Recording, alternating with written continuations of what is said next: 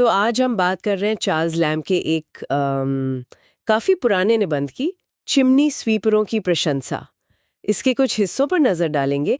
ये हमें ले जाता है 19वीं सदी के लंदन में, उन छोटे बच्चों की दुनिया में जो चिमनियाँ साफ करते थे।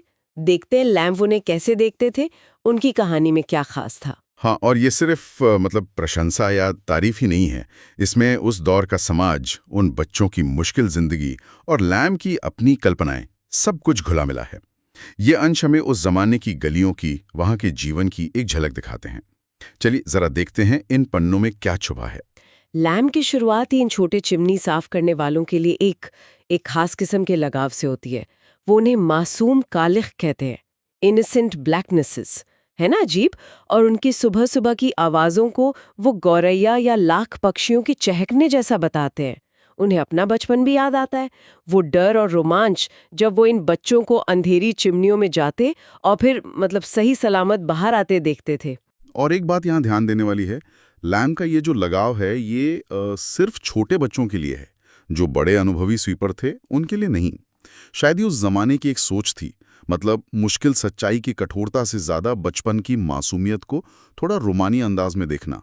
वो पाठकों से कहते भी हैं कि भाई सुबह टहलते हुए अगर कोई ऐसा बच्चा दिखे, हाँ, खासकर ठंड में। बिल्कुल ठंड में जिसके पैर भी फटे हों, मतलब किप डील्स, तो उसे एक आध पेंस या शायद एक टेस्टर, वो पुराना सिक्का, जरूर दे दें।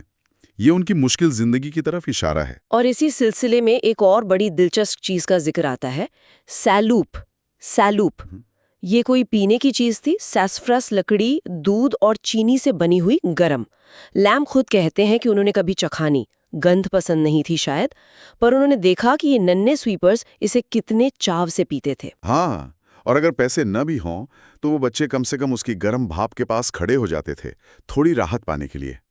लंदन की सड़कों पर सुबह सुबह इसके स्टॉल लगते थे, और वहां सिर्फ ये बच्चे ही नहीं, हाँ। कौन दिखता था। मतलब देर रात पार्टी से लौटते अमीरजादे भी दिखते थे, और सुबह काम पर जाते मजदूर भी, दोनों तरह के लोग। ये उस समय के लंदन का एक छोटा सा जीता जागता चित्र है ना? बिल्कुल। लैम्ब सलाह भी देते हैं कि अगर कोई स्वीपर बच्चा भाप के पास यो झुका दिखे तो 3.5 पेंस में उसे एक प्याला सैलूप और आधे पेंस में ब्रेड बटर जरूर खिला देना चाहिए।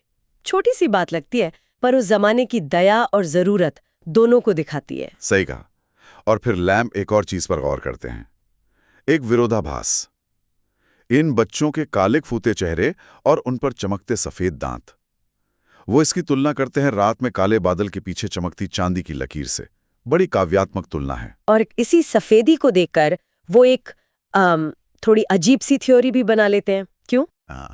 थोड़ी कल्पनाशील थ्योरी है। हाँ। वो अंदाजा लगाते हैं कि शायद ये बच्चे अच्छे, मतलब कुलीन परिवारों से चुराए गए हैं। अरे वाह! जिनके अंदर अब भी वो अच्छे संस्कार, वो शिष्टाचार बाकी हैं। और इसी के सबूत के तौर पर वो अरुंडेल कैसल की कहानी सुनाते हैं। हाँ, वो कहानी तो कमाल कि है। एक खोया हुआ स्वीपर बच्चा वो ड्यूक के आलीशान बिस्तर पर मिला, नर्म चादरों में लिपटा सो रहा था। हाँ। लैम्बे के लिए ये इस बात का संकेत था कि बच्चा अनजाने में ही जैसे अपनी पुरानी बेहतर दुनिया में लौट आया है। लेकिन इन मुश्किलों और कल्पनाओं के बीच एक बहुत ही प्यारी सच्ची कहानी भी है, लैम्ब के दोस्त जेम वाइट की। वो हर साल स्मिथफील्ड में सेंट बार्थोलोम्यू मेले के वक्त सिर्फ इन युवा स्वीपरों के लिए एक दावत रखते थे। और क्या दावत होती थी वो! जेम वाइट खुद मेजबान बनते थे। बच्चों को गर्मा गर्म सॉसेज और बियर परोसते थे। माहौल एकदम खुशनुमा, हल्का फुल्का। हाँ। वाइट का एक खास टोस्ट भी था जो वो बच्चों के साथ उठाते थे। हाँ, वो टोस्ट, ब्रश लॉरल की जगह ले, मतलब मे the brush supersede the lauryl, सम्मान की जगह ब्रश ले ले। क्या अंदाज था! बिल्कुल, मजाक में गहरी बात छिपी थी। लेकिन अफसोस ये खुशी भी ज्यादा दिन नहीं चली। जेम वाइट की मौत हो गई और ये दावतें भी बंद हो गईं। लैम्ब लगते हैं कि वाइट के जाने से जैसे दुनिया का मजा ही आधा रह गया, स्मिथफील्ड वीरान हो गया। ये एक तरह से दिखाता है कि उन बच्चों की जिंदगी में खुशी के जो पल थे वो कितने कम और कितने क्षणिक थे। तो कुल मिलाकर लैम्ब के ये अंश हमें उन युवा चिमनी स्वीपरों के जीवन की एक मिलीजुली तस्वीर दिखाते हैं, जिसमें मुश्किलें हैं, थोड़ी कल्पना है, सहानुभूति भी है और कुछ यादगार खुशनुमा पल भी। हाँ, और ये हमें सोचने पर भी मजबूर करता है कि हम इतिहास में या आज भी मुश्किल हालात में जी रहे लोगों को कैसे देखते हैं।